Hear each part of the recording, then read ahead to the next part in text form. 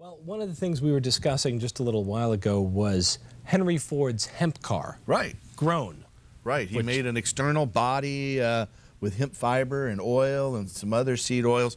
I've got videos on our website and have for 10 years where they swing a sledgehammer at it and it bounces off and it doesn't scratch the body of the car. It's kind of a prelude to fiberglass, but perhaps a better alternative.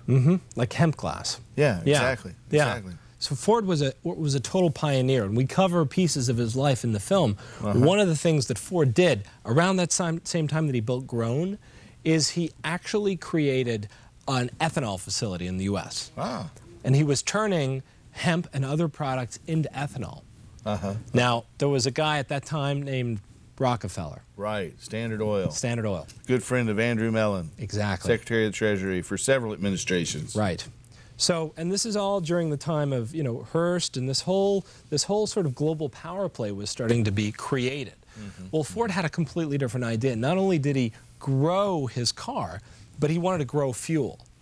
And his ethanol facility got about 25% of the fuel market in the Midwest.